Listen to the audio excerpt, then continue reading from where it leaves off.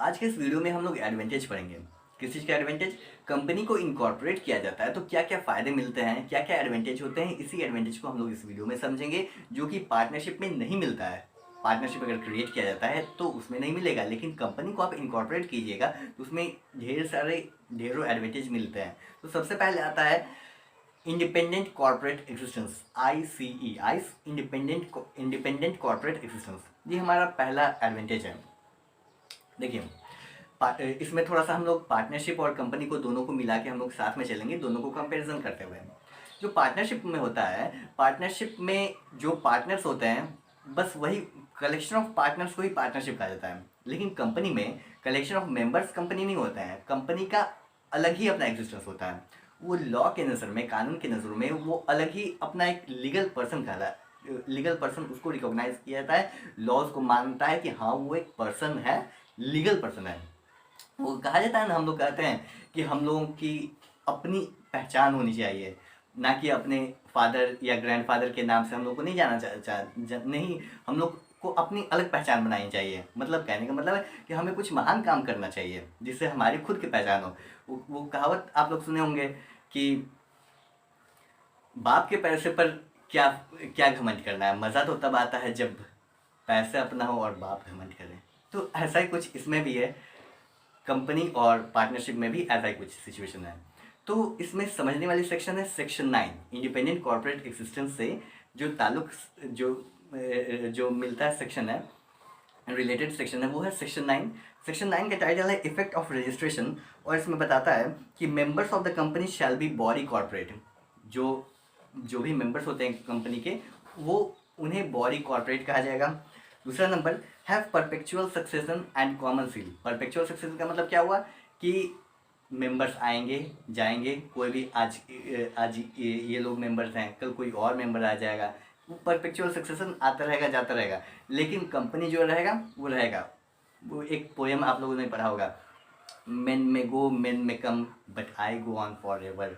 वो रिवर कहती है, नेचर कहती है कि इंसान आता है जाता है, लेकिन हम तो हैं, हम चले जाते रहते हैं, हम रहते हैं यहीं पे सदियों से आते रहते हैं हम, लेकिन इंसान आता है जाता है। वैसे कुछ कंपनीज के साथ भी होता है। कंपनीज एक बार इनकॉर्पोरेशन हो गया तो वो कंपनी अब खत्म नहीं होता, मेंबर्स आएंगे जाएंगे तो वो खत्म नहीं होगा। लेकिन पार्टनरशिप में अगर मेंबर्स चले जाते हैं तो वो पार्टनरशिप खत्म हो जाता है। वो अलग अगर प्रोविज़न ऐसा बना दिया जाता है कि सारे कंसेंट से अगर अलग से पार्टनर कोई आता है या चला जाता है तो वो अलग बात है। लेकिन जनरल रूल ये है कि पार्टनरशिप में से पार्टनर्स अगर चले जाते हैं तो न्यू पार्टनर ऐड नहीं हो सकते हैं, एग्जिस्टिंग पार्टनर अगर चले जाते हैं तो पार्टनरशिप नहीं रह पाएगा। लेकिन कंपनी में ऐसा कुछ नहीं होता है। कंपनी में जो भी मेंबर्स हैं, वहाँ के बोर्ड ऑफ डायरेक्टर्स हैं, CEO है, कोई भी आए जाए कोई फ़र्क नहीं पड़ता, कंपनी कंपनी ही रहेगा। आइए अब एक लैंडमार्क केस देखते हैं। 1897 का केस है, salmon versus salmon and company Limited. इस केस में सैलमन नाम का एक आदमी रहता है, उसका शू एंड बूट मैन्युफैक्चरिंग मतलब जूता चप्पल का बिजनेस रहता है। तो अपना सोचता है बिजनेस बढ़ाने के लिए, तो एक दिन अपने बेटे को बुलाता है, पूछता है बेटा ऐसा है कि हम अपना चाहते हैं कि बिज़नेस को थोड़ा सा आगे बढ़ाएं, प्रॉस्पर करें, बड़ा करें। तो बेटा बोलता है ठीक है कीजिए। तो पूछता है कि क्या करना चाहिए?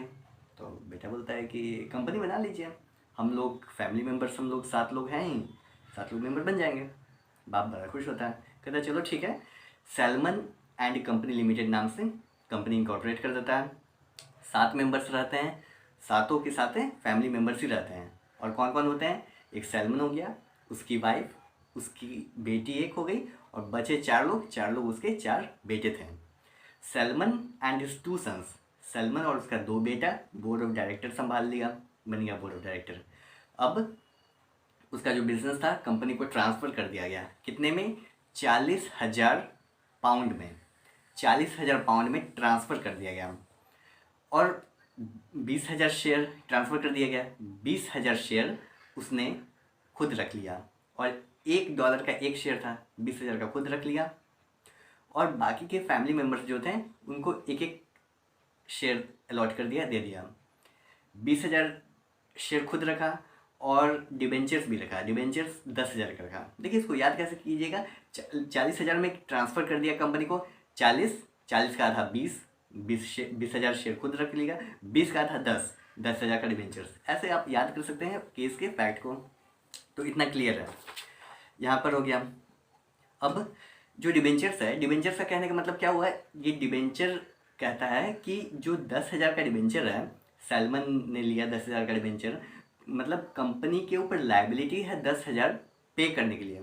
अगर लिक्विडेशन होता है तो सबसे पहले सैलमन को पे करेगी, ये डिबेंचर कहता है। तो इसी के फलस्वरूप चार्ज क्रिएट हो जाता है कंपनी के एसेट्स पर। अब आगे क्या होता है, तो कंपनी चलाना इतना आसान काम तो है नहीं।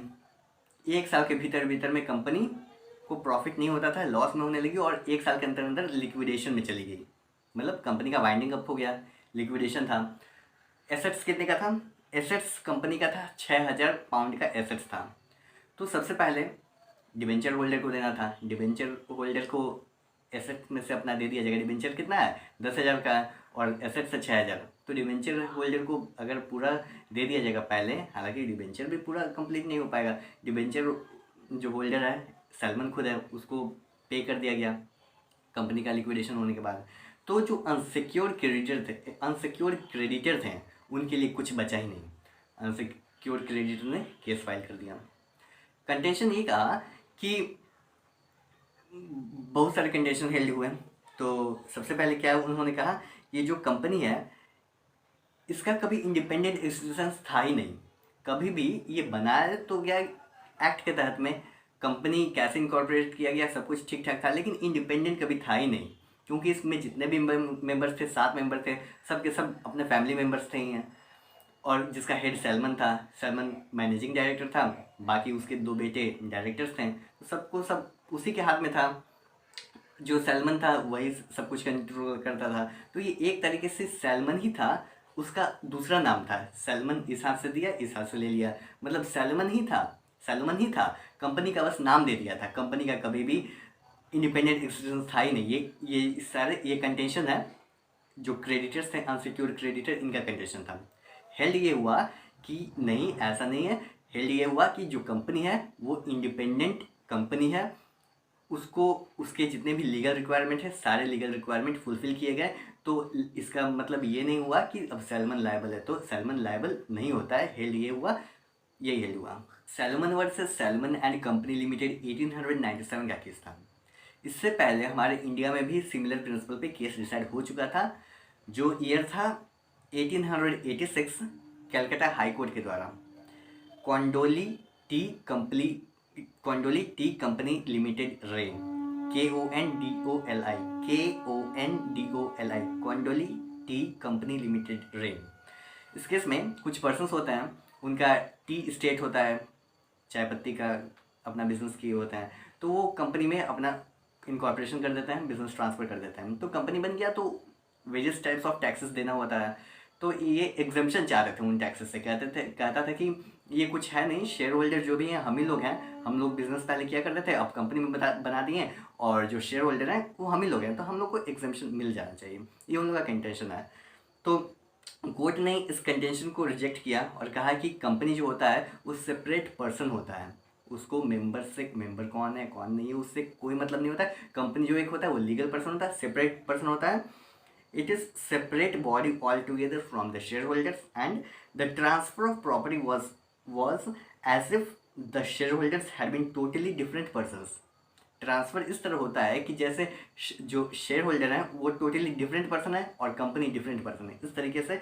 इसीलिए जो कंटेंशन इन लोगों ने हेल्ड किया था, ये कोर्ट ने रिजेक्ट कर दिया। ये एक और केस देखते हैं, Dhulia Amalner motor transport limited versus Raichand Rupsi Dharam Singh. I repeat, Dhulia Amalner motor transport limited versus Raichand Rupsi Dharam Singh. इस केस में एक पार्टनरशिप होता है, पार्टनरशिप फर्म होता है। पार्टनरशिप फर्म का बिजनेस होता है बसेस का प्लाइंग होना, बसेस का चलना, मतलब बस के बिजनेस में इन लोग का, बस ट्रांसपोर्ट वाला इन लोग का बिजनेस था। तो पार्टनरशिप के कुछ मेंबर्स जो थे उन लोगों ने अपना कुछ अलग से एसोसिएशन बनाया और कंपनी इनकॉर्पोरेट कर दिया। मतलब जो पार्टनरशिप फर्म में जो मेंबर्स थे वो 2 भाग में बट गए, और कुछ मेंबर्स जो थे उन लोगों ने अपना अलग एसोसिएशन बनाया और कंपनी का निर्माण कर दिया उन लोगों ने। अब क्या होता है, जो बाकी मेंबर्स थे, बचे हुए थे, जो पार्टनरशिप में थे, उन लोग ने सू कर दिया, ये कहते हुए कि ये जो कंपनी न्यू फॉर्म हुआ है ये कोई भी इसका अपना इंडिपेंडेंट एग्जिस्टेंस नहीं है, ये हमारे फर्म का ही है। तो उसका जो भी बुक्स ऑफ अकाउंट्स है या जो भी प्रॉफिट है उसमें हम लोग को हिस्सेदारी मिलना चाहिए, हमारा पार्टनरशिप फर्म में हिस्सेदारी मिलना चाहिए। ये फैक्ट है केस का। हेल्ड क्या होता है? It was held that plaintiffs had no legal right. Court ने हेल्ड किया कि प्लेंटिव का कोई भी लीगल राइट नहीं है। जो भी बुक्स ऑफ अकाउंट या प्रॉफिट को के लिए उन लोगों ने सू किया, प्लेंटिव का कोई भी लीगल राइट नहीं है। क्यों? क्योंकि buses were not the property of its share holders. Court ने कहा कि बस जो है वो शेयर होल्डर का प्रॉपर्टी नहीं है, वो कंपनी का प्रॉपर्टी है। And company was a corporate body whose entity was entirely different from the entities of its shareholders। जो कंपनी है उसका अपना एंटिटी अलग है, शेयर होल्डर से उसका मतलब नहीं है, वो एक लीगल पर्सन है। तो ये 3 इंपॉर्टेंट केस है हम लोगों ने आइस का इंडिपेंडेंट कॉर्पोरेट एग्जिस्टेंस, इसका ये 3 इंपॉर्टेंट केसेस हैं। आइए अब हम लोग नेक्स्ट टॉपिक देखते हैं, मतलब नेक्स्ट एडवांटेज देखते हैं। नेक्स्ट एडवांटेज क्या है? नेक्स्ट एडवांटेज है लिमिटेड लायबिलिटी। कोई भी पर्सन होता है, कोई भी इंसान होता है, वो अलग इंसान अलग पर्सन है, तो उसके जो भी एसेट्स हैं वो उसके होते हैं, जो भी राइट्स हैं उसके राइट्स हैं, जो भी लायबिलिटीज़ है उसके लायबिलिटीज़ है। सिमिलरली जो कंपनी है, कंपनी को भी पर्सन मान लिया गया है, लीगल पर्सन है वो, तो उसके जो भी एसेट्स हैं कंपनी के एसेट्स हैं, किसी शेयर होल्डर के एसेट्स नहीं है, कंपनी के एसेट्स हैं। उसके राइट्स, उसके लायबिलिटीज़ जो भी है सब कुछ कंपनी का है। Members are neither the owners of the company is undertaking not liable for its debts. Company का जो भी डेब्ट है, जो ओनर है उस वो लायबल नहीं होगा, कंपनी लायबल होगा। अब क्या, कोई कंपनी है वो रजिस्टर कर दिया गया है as a limited liability, register कर दिया गया, तो मेंबर का लायबिलिटी कहाँ तक रहेगा? मेंबर का लायबिलिटी बस जितना मेंबर्स जो हैं, जितना शेयर्स लिए हुए हैं, केवल उतना ही उस शेयर का जो अमाउंट रहेगा केवल उतना ही तक लायबिलिटी रहेगा मेंबर्स का। या दूसरी लायबिलिटी क्या हो सकती है? The amount guaranteed bye them, जितना अमाउंट उन लोगों ने गारंटी किया उतना, ये कंपनी का था। और वहीं अगर पार्टनरशिप की बात की जाए, पार्टनरशिप से अगर हम लोग कंपेरिजन कर रहे हैं, तो पार्टनरशिप में लायबिलिटी लिमिटेड नहीं होती है, अनलिमिटेड लायबिलिटी होती है। In a partnership the liability of the partners, the debts of the business is unlimited. Creditors can levy execution even on his private property. तीसरा एडवांटेज है परपेचुअल सक्सेशन। परपेचुअल सक्सेशन का मतलब हुआ है कि company जो है, कंपनी में अभी जो मेंबर्स हैं, जो बोर्ड ऑफ डायरेक्टर्स हैं, जो भी लोग हैं, सारे के सारे रिप्लेस हो जाएंगे न्यू लोगों से, सारे के सारे कंप्लीटली, एक लोग भी पुराने नहीं है, न्यू लोग से रिप्लेस हो जाएंगे, फिर भी कंपनी के एक्सिस्टेंस में कोई अंतर नहीं आएगा। वही परपेचुअल सक्सेशन कहा जाता है। And incorporated company never dies. Company एक बार इनकॉर्पोरेट हो गई तो वो कभी भी मरती नहीं है। वो अलग बात है, वाइंडिंग अप या लिक्विडेशन वो अलग चीज़ें हैं, लेकिन ऐसे जनरली अदरवाइज एक बार इनकॉर्पोरेट हो गई तो वो सदियों तक रहेगी। जैसे कोई एक रिवर है, रिवर में जो पानी है, पानी जो रिवर है उसमें जो पानी होता है, पानी में बहुत सारे चीज़ें होते हैं, गार्बेज होते हैं, वेस्ट होते हैं, मछलियाँ होती हैं, वो पानी इधर से उधर चला जाता है, ख़त्म हो जाता है, एवोपोरेट होकर बारिश बन जाता है, चला जाता है, लेकिन फिर भी वो रिवर तो वहीं की वहीं रहती है ना। तो उसी तरह कंपनी का भी होता है, परपेचुअल सक्सेशन होता है। कंपनी के किसी मेंबर की डेथ हो जाती है, या वो इंसॉल्वेंट हो जाता है, या वो पागल हो जाता है, कुछ भी हो जाता है, तो कंपनी की एग्जिस्टेंस पे कोई भी इसका इफेक्ट नहीं होता है। चौथा एडवांटेज है सेपरेट प्रॉपर्टी। चूँकि कंपनी जो है वो लीगल पर्सन है, तो वो प्रॉपर्टी को ओन कर सकती है, इंजॉय कर सकती है, या डिस्पोज भी कर सकती है, ख़त्म कर सकती है, बेच सकती है, कुछ भी कर सकती है, क्योंकि वो कंपनी का एक प्रॉपर्टी है और कंपनी तो लीगल पर्सन है, कुछ भी कर सकती है। Company becomes the owner of its capital and assets. Shareholders जो होते हैं shareholders are not the several or joint owners of the company's property. Company का प्रॉपर्टी जो होता है ना कि, तो उसमें शेयर होल्डर जो होते हैं वो सेवरल या जॉइंट ओनर्स दोनों में से कुछ भी नहीं होते हैं। 1925 का एक केस है, Macaura versus Northern Assurance Company Limited, MACAURA, Macaura versus Northern Assurance Company Limited. इस केस में एक कंपनी होता है, टिम्बर कंपनी होता है, उस टिम्बर कंपनी के लगभग सारे शेयर्स कोई एक पर्सन के पास होता है। जो वो पर्सन होता है वो इंश्योरेंस करा लेता है ये टिम्बर्स का, और टिम्बर्स का इंश्योरेंस करा लेता है अपने नाम पे, कंपनी के नाम पे नहीं, अपने नाम पे। जो टिम्बर्स होते हैं फायर के थ्रू डिस्ट्रॉय हो जाते हैं, आग लग जाता है। तो हेल्ड ये हुआ कि जो इंश्योरेंस कंपनी है वो लायबल नहीं होगा। क्यों? क्योंकि अगर इंश्योरेंस कंपनी के नाम पे इंश्योर रहता है तो लायबल होता है, लेकिन ये तो खुद अपने ऊपर इंश्योर करा लिया है तो वो लायबल नहीं होगा। हम लोग क्या कर सकते हैं कि जो इनकॉर्पोरेशन होता है, कंपनी का इनकॉर्पोरेशन जो होता है वो डिस्टिंग्विश कर देता है कंपनी का प्रॉपर्टी और मेंबर्स का प्रॉपर्टी, दोनों को डिस्टिंग्विश कर देता है, अलग अलग कर देता है। वहीं दूसरी तरफ पार्टनरशिप की बात की जाए तो पार्टनरशिप का जो प्रॉपर्टी होता है और पार्टनर्स के जो प्रॉपर्टी होता है, दोनों की प्रॉपर्टी का जो अलग होता है, डिस्टिंक्शन होता है, वो क्लियर नहीं होता है। कौन किसका प्रॉपर्टी है ये बहुत साफ साफ क्लियरली मेंशन नहीं होता है। शेयर का ट्रांसफ़र हुआ या जो मैनेजमेंट होते हैं उनका बदलाव हो जाता है, बोर्ड ऑफ डायरेक्टर्स जो होते हैं वो बदल गए, या company becoming subsidiary of another, subsidiary हो जाता है किसी दूसरी कंपनी का, लेकिन जो कंपनी है उसकी राइट्स पे कोई भी असर नहीं पड़ता है। जो भी राइट्स होते हैं, जो भी लाइबिलिटीज़ होते हैं, ड्यूटीज़ होते हैं, जो प्रॉपर्टी इंजॉय करता है जिसका तस वो कंपनी में वेस्टेड होता है। अगला एडवांटेज है transferable shares. Section 44 companies act का सेक्शन 44 कहता है कि जो कंपनीज के शेयर्स एंड डिबेंचर्स होते हैं वो इजली ट्रांसफरेबल होता है ओपन मार्केट में जाकर। According as per the law shares या डिबेंचर्स का ट्रांसफ़र किया जा सकता है। लेकिन वहीं दूसरी तरफ पार्टनरशिप की बात की जाए तो वहाँ पर पार्टनरशिप में जो अपना हिस्सेदारी होता है, शेयर्स होता है, वो ट्रांसफ़र नहीं किया सकता है। अगर यूनेनिमस कंसेंट से हो गया तो हो गया, ठीक है, नहीं तो अदरवाइज ट्रांसफ़र नहीं किया सकता है। और अगर ट्रांसफ़र कर भी दिया जाता है तो जो अगला जो लिया है वो पार्टनर नहीं बनता है। अगला एडवांटेज है capacity to sue and be sued. जो कंपनी होती है, कंपनी अपने नाम पर सू कर सकती है, या कोई अगर अगला सू उसको करना चाहता है तो कंपनी के नाम पर ही सू किया जा सकता है। और जो होता है कंपनी उसको सू तो कर दिया तो कोई वो इंसान थोड़े कि खुद जाकर कोर्ट में जा सकता है। तो कंपनी को रिप्रेजेंट करने के लिए कोई नेचुरल पर्सन का होना ज़रूरी है। लेकिन ये ज़रूरी नहीं है कि कोई एक पर्सन रिप्रेजेंट कर रहा है तो पूरे केस के पेंडिंग में वही पर्सन रिप्रेजेंट करेगा। पर्सन बदल भी सकता है, जो रिप्रेजेंटेटिव है वो चेंज हो सकता है।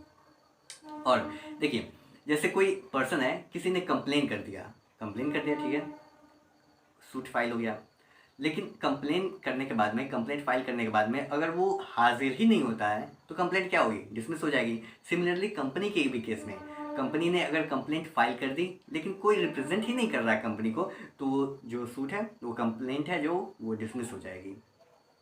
और जो कंपनी है, company has the right to protect its fair name, अपना नेम को प्रोटेक्ट कर सकती है। और जो डिफेमेटरी स्टेटमेंट कोई अगला देता है तो उसके अगेंस्ट में कंपनी सू भी कर सकती है। अगला एडवांटेज है professional management. Young management graduates जो होते हैं, जो मैनेजमेंट से ग्रेजुएट्स करते हैं, जो MBA वगैरह किए हुए रहते हैं, वो कंपनी को ज्वाइन करते हैं और उनके अंदर फीलिंग होती है, कैसी फीलिंग होती है? Belongingness to a managerial classes का फीलिंग होती है। क्योंकि अब जो कंपनी है वो इंडिपेंडेंट पर्सन है तो उनको इंडिपेंडेंस का एहसास होता है।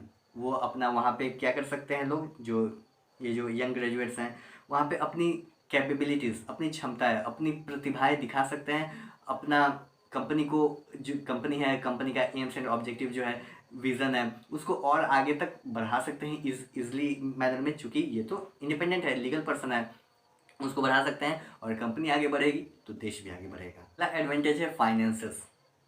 जैसे कोई पर्सन है, कोई इंसान है, नेचुरल पर्सन है, नेचुरल पर्सन के अंदर ब्लड का जो इम्पोर्टेंट होता है, खून का जो इम्पोर्टेंस होता है, वैसे ही किसी भी कंपनी या बिजनेस में पैसे का इम्पोर्टेंट होता है। तो इनकॉर्पोरेट करके कंपनी बना दिया गया तो पैसे रेज कैसे किया जा सकता है? शेयर इशू करके रेज किया जा सकता है, या डिवेंचर इशू करके शेयर रेज इजली किया जा सकता है। लोग अपना सब्सक्रिप्शन करेंगे और पैसे इजली आ जाएंगे। आई होप आप लोगों को समझ में आ गया होगा। तो इस वीडियो में इतना ही, मिलते हैं नेक्स्ट वीडियो में। Thanks for watching this video.